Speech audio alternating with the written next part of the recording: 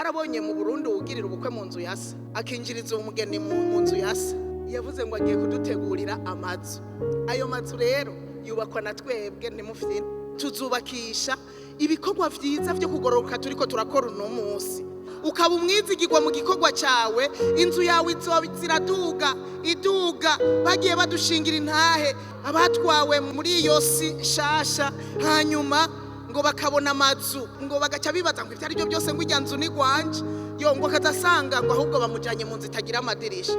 Abandi ngo inzu badugije zigera ku madirisha, abandi ariko ngo baza babona umunyokuru akuze cyane ngo bamujanye mu nzu nziza cyane yubakize isharije neza. Baravuga bati kubera iki uwo munyokuru? Barababwira atuyu yabaye umwizigirwa akirindiriye umunsi w'ubukwe, yarakora igikorwa ciwe neza, yari umunyokuru w'umusenzi, asengera ibikorane, asengera amakoraniro. Uwo munyokuru akaja ku mastade aho bagira ibikorane, we akaryama munsi imisi yose y'ibikorane ariko arasengera umuvugabutumwa kugira ngo ibintu bigende neza. Umuvugabutumwa atamba mutambira, akabaririmbyi baza bamutambirako, yiryamiye munsi y'ahajya ya podium ariko arasengera ibikorwa ngo Imana ibongera abakizwa.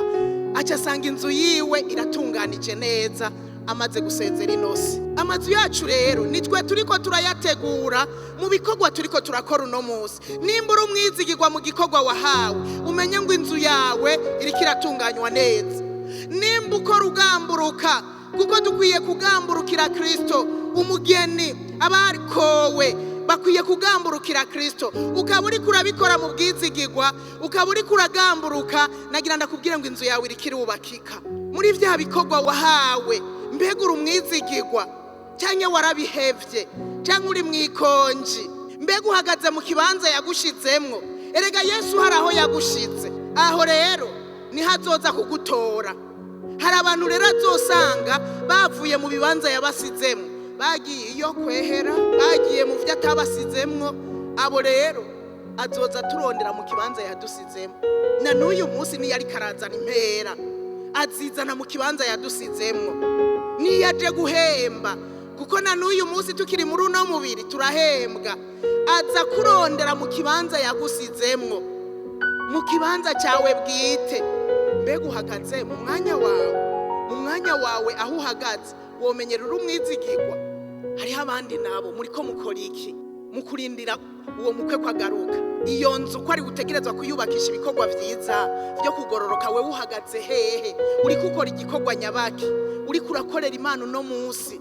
Nta muntu numwe yarakwiye kuba mu nzu y'Imana atagira igikorwa ari karakora, atagira umwanya ahagazemwo ashobora kubarizwamwo. Ati ikibanza cy'uyu muntu ni iki?